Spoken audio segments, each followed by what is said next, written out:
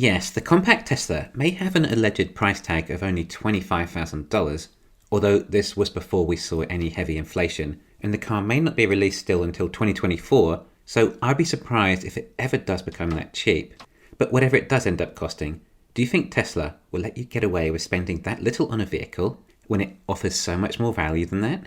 I'm not saying that Tesla are going to try and rip you off or profiteer in any way. What they have done is genius and offers a value that it's almost hard to put a price on. But Tesla are putting a price on it, and in reality, it's still much better value than anything else. So why shouldn't they deserve to make some great profit from their genius, if it's still adding so much value? So what will be the total cost of the compact Tesla? Well, we've been told now that Tesla are not going to sell the compact with a steering wheel or pedals, or all other associated parts like sticks. The car is going to be fully autonomous. Wow, more cost savings there. The best part is no part. But there'll be an additional cost of ownership as a result. Well, if the driver can literally not possibly drive the car themselves, then obviously the car must drive itself. In other words, every single compact Tesla must 100% have FSD, or it won't be able to drive. These cars are sold as a software as a service. Aside from the small initial amount you pay for the car, the main income comes from the ongoing services and upsell of other attached services. If you're paying $200 a month on FSD, then that's almost $2,500 a year. Combine that with other services, connectivity, insurance, and apps that Tesla will eventually offer that people pay for, then it'll be even more. But even just FSD, it's about $25,000 over 10 years. 10 years with LFP batteries. Well, after 10 years, the car might have reached a mileage of perhaps 150,000 miles, not even 1/10 of the miles these cars can do on their original batteries. We don't know how long Teslas will last on the road, but it could be decades. But say over 30 years, then that car has produced another $75,000 from FSD alone, 3 times its original sale price. And this $75,000, well, it's just about pure profit. And if we're adding on insurance and things, then we're easily well over $100,000. The market loves passive income generators. If you can find products that deliver ongoing income every month and with no extra work, then it's a brilliant business model and the PE ratio will be rewarded. Although 30 years is a long time to collect that much income, it's not the way to think about it. The point is, these cars will last a long time on the roads, and the global fleet will just continue to accumulate, and probably exponentially, so that in 30 years' time, perhaps 95% or maybe 99% of these cars are still on the road. Remember, there'll also be less accidents with FSD too, so less Teslas will be ridden off, along with obviously fewer parts that can go wrong compared to the plethora of mechanical issues that can be found in an internal combustion engine. Tesla's business model encourages the cars they make to last as long as possible if they keep earning money for Tesla, and especially if Tesla can't make enough in the first place. But a longer lasting car will have the same impact on the global fleet as producing more cars, at least within time. Right, legacy autos try to do something similar. Their cars are designed to last without any issues, well, about as long as the warranty. Then, conveniently, the parts start to need to be replaced. These parts have a very high margin and give the legacy autos an ongoing income and profit. It's in their best interest that there are parts to replace in order to receive more profit, particularly when they make such little profit from the initial sale of the car to start with. The economics behind making parts that will break in order to simplify profit from them does not benefit the economy overall. In fact, it does the opposite. This would come under Frederick Bastiat's broken window theory. If any of you are familiar with Frederick Bastiat's work, then let me know. I always love to know who my fellow avid economists are amongst the listeners. His famous work was The Law. There were plenty of smart economists in the 19th century too. Tesla's business model doesn't want parts to fail. Tesla wants their vehicle to last the longest possible amount of time, as they are continual income generators. And we gave a good example being FSD subscriptions and insurance. But this is Tesla. It doesn't even stop there. Of course, there is the supercharger network too. The more Teslas on the road, then the more customers Tesla have using supercharger stations. Tesla doesn't want their cars to break down and be taken off the road in order to simply sell new cars to customers to replace their old cars. We know the global fleet is too big to replace in that fashion. It is far better practice to make cars that last for a really long time in order to replace the global fleet. Yet even if these cars are 30 years old and still getting decent range, then they're still paying for the software and charging. Compare this to someone buying a 30-year-old ICE car.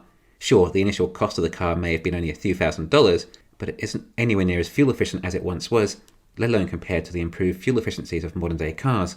And of course, due to age, wear and tear, the cost of replacing the parts is significantly higher. Therefore, a 30-year-old Tesla is going to be much more feasible to run than a 30-year-old ICE car.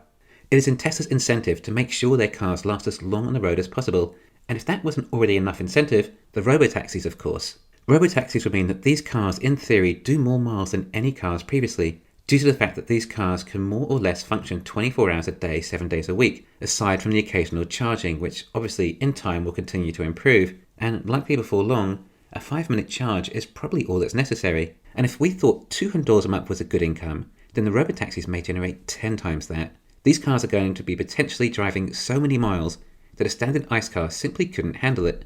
And whenever it started to get into even the multiple hundreds of thousands of miles, then the running costs would have increased so much.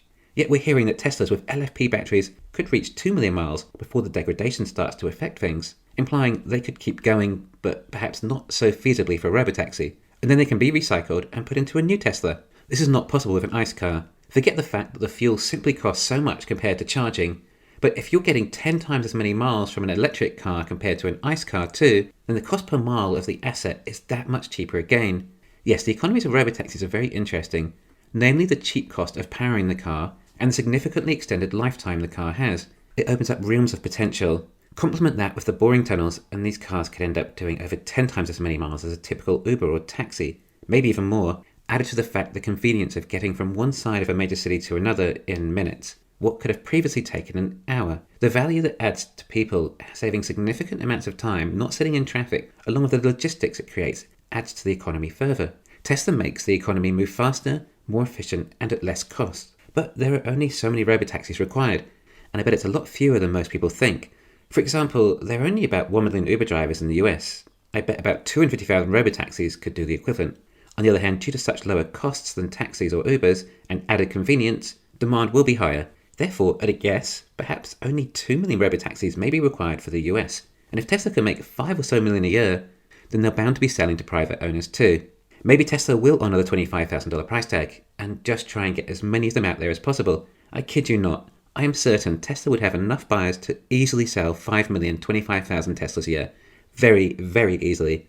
Especially when we compare it to the equivalent costs of alternative transport, including buses. To be honest, I actually wouldn't be surprised if there was enough demand for 10 million compact Teslas a year, but I would be impressed. But this is partly why there is no point launching a compact Tesla yet, as demand would be this high, and Tesla is still making a lot more profit on their higher end models for now. Tesla can't deliver enough compacts for some time. They need to get their own in-house LFP batteries to volume production first. I can't see this happening until the end of 2023 or 2024, and Tesla obviously needs to get their FSD complete and approved before the launch as well. I would not expect any compact Teslas before 2024. What would be the point if they're selling a few 100,000 a year to start with anyway? We just need to wait until when Tesla are ready, which, as I say, is going to come down to ramping up the LFP batteries. If these cars can get away with possibly 40 kilowatt hours of battery, I kid you not, the battery pack is probably in the vicinity of $1,500 per car at this stage. Okay, after 10 or 20 years, the interior might be getting a bit old, but there'll likely be plenty of companies, or even Tesla themselves, that can give a brand new interior refresh for perhaps a few $1,000s. But the mechanics of the car is still good to go for another century. Really, 100 years? Maybe. I mean, we still have Model Ts that are capable of going to this day. Alright, I thought that was interesting, as it forces all Tesla owners to use FSD. I'm not sure if Tesla will stop selling steering wheels or pedals in their other cars too. Perhaps it will be an optional extra. I mean, Tesla will sell the Roadster and the Plaid editions. These are pure driver's cars that you want to experience yourself, and why people are willing to pay so much for them. So I would say that Tesla could make the driving elements of a car optional, and if they possibly still offer FSD as a one-off cost for $10,000, perhaps it would only be $8,000 without the steering wheel, etc. But the point is, despite a very low entry-level price point for the compact Tesla, it actually generates more profit than the sale of a Model S and a Model X over its lifetime. Something tells me Tesla is going to be big. Thanks for listening. Please hit the thumbs up and subscribe. You can follow me on Twitter and talk to me on Patreon.